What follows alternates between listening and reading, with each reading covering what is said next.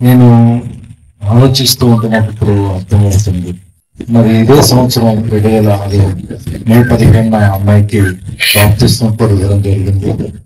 అది కూడా బలమైన ప్రేరణతో మరి బాప్తిస్మం ఇవ్వాలని తలంచినప్పుడు ఇప్పటివరకు వాతావరణం బాగానే ఉంది. బాప్తిస్మం ఇవ్వడానికి వెళ్తున్నాడు, భయంకరమైనటువంటి వర్షం. ఒకసారి ఆలోచన విరమించుకున్నాం, కానీ ఒకవైపు అలా కుదరదు, తప్పకుండా బాప్తిస్మం ఇవ్వాలని బలమైన ప్రేరణ కలిగి వాతావరణం ప్రతికూలంగా ఉన్న ఆ రోజు తాతయ్య గారు గారి ద్వారా బాప్తిస్మం ఇప్పించడం జరిగింది.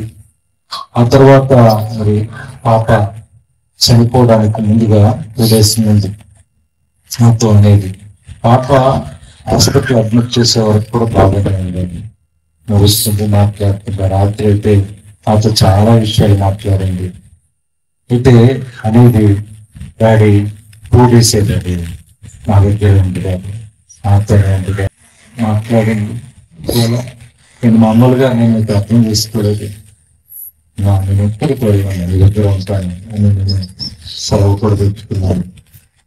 సందర్భ ఎవరు ఇచ్చింది, మళ్ళీ హాస్పిటల్ తీసుకుని హాస్పిటల్లో మందులు వాడుతున్నాను. మంగళవారానికి వెళ్ళా ఉదయం 3:30కి జ్వరం వస్తే జ్వరం తెలిసి 4:00 హాస్పిటల్కి వెళ్ళేటప్పటికి వెళ్ళా ఏమాత్రం అవకాశం లేదు. డాక్టర్ అన్నాడు 5% అన్నాడు. 5% కూడా లేదు అని. కానీ దేవుడు చివరి నిమిషంలో కూడా అద్భుతం చేస్తాడనేటువంటి ఆశతో ప్రార్థన లోపం ఉండకూడదు, ప్రయత్న లోపం ఉండకూడదు. ఒకవేళ అందులో ఏ లోపం జరిగినా నా జీవిత కాలం అంతా నేను బాధపడతాను అనేటువంటి ఉద్దేశంతో చివరి క్షణం వరకు కూడా మరి నాతో పాటు అనేక సంఘ బిడ్డలు, గొప్ప బిడ్డలు ఎంతో మంది ప్రార్థన చేశారు, ఎంతో మంది కన్నీరు కాచారు. మేము కూడా ఆ యొక్క మరి స్థలంలో ఎంతగానో ప్రార్థన చేశాను. నేను ఒకరోజు అలా సీరియస్ ఉన్నప్పుడు తిమ్మతయ్య గారు, విల్సనయ్య గారు ఆ రాత్రి అంతా అక్కడే ఉన్నారు. నేను అనుకున్నాను, దేవసేవకులు దేవుని దూతలుగా ఇక్కడ పెట్టాడు, ఈ రాత్రి దేవుడు అద్భుతం చేస్తాడని ఎంతో ఆశించాను. కానీ దేవుని చిత్తం కాదు. దేవుడు ముందుగా నా బిడ్డను సిద్ధపరచుకున్నాను. నిజంగా అలా జరిగినప్పుడు చాలా బాధపడ్డాను, కృంగిపోయాను. ఏమి అనేకమైన ప్రశ్నలు నా మీద దాడి చేస్తూ ఉన్నాయి. ఆ ప్రశ్నలకి కూడా జవాబు లేదు. కానీ నేను కొన్ని విషయాలు కొంతకాలం కిందట ప్రతి విషయానికి కూడా, చిన్న విషయాలు కూడా దేవుడిని ప్రశ్నించేవాడిని. కానీ ఈ సిచ్యువేషన్ లో నా నుండి ఒక్క ప్రశ్న కూడా రాలేదు. దేవుడు హాస్పిటల్ ఉన్న 5 days కూడా నన్ను దేవుడు ట్యూన్ చేస్తూ ఉన్నాడు. ఆ రోజు బయలు రోజు అది థామస్ గాబ్రియల్ గారు ఒక మాట చెప్పారు, మాట జ్ఞాపకం చేశారు. మిగతా ప్రథమ ఫలాలు జాబితాలో ఉంది అని వ్యక్తి చెప్పినప్పుడు వెంటనే నా దుఃఖం నాకు తెలియకుండా ఆగిపోయింది.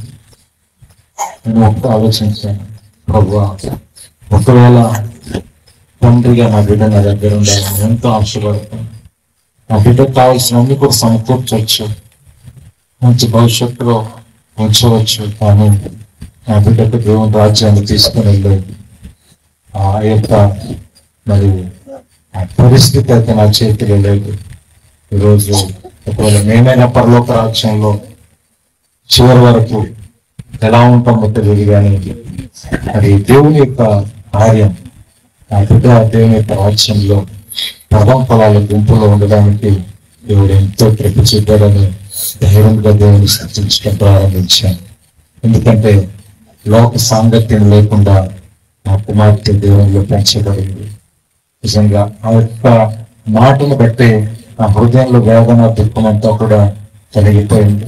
నిజంగా నా బిడ్డ లేకపోతే నేను ఇలా ఊహించుకోవాలని కూడా చాలా భయం వేసేది, చాలా తెలియనటువంటి దుఃఖం వచ్చేది. కానీ ప్రభు నన్ను అన్ని విషయాల్లో కూడా సిద్ధపరుస్తూ నడిపిస్తూ ఈరోజు మరి నా కుమార్తె ఒక యోగ్యమైన స్థితిలో పరలోక రాజ్యంలో మరి దేవుని యొక్క సన్నిధానంలో ఒక ఆయన మెసేజ్ పెట్టారు ఏమంటే, మెలోడీ దేవుని సన్నిధిలో మెలోడీ స్థాపడానికి వీళ్ళందరూ నిజంగా ఆ మాట విన్నప్పుడు నేను ఎంతో జాగ్రత్త.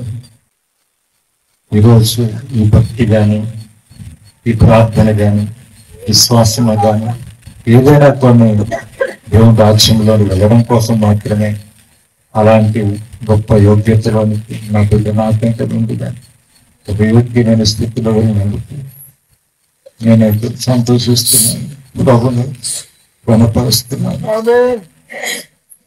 నా దేవుడు ఎప్పుడు నా పట్ల ఆ జీవితం ఒక సూర్యం ఎందుకు పనికి అలాంటి ఒక శూన్యమైన నా జీవితాన్ని ఒక సుందరమైన సృష్టిగా, ఒక సౌందర్యమైన కుటుంబంగా చేసింది దేవుడే. ఆ దేవునికి నా కుటుంబం మీద నా మీద సర్వాధికారం ఉంది.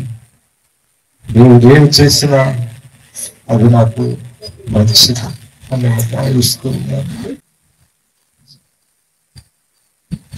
శ్రమ చేత దేవుడు ఈ విధంగా మమ్మల్ని ఈ శ్రమలో కూడా రీతిగా ఆదరిస్తూ నడిపిస్తూ ఉన్నాను.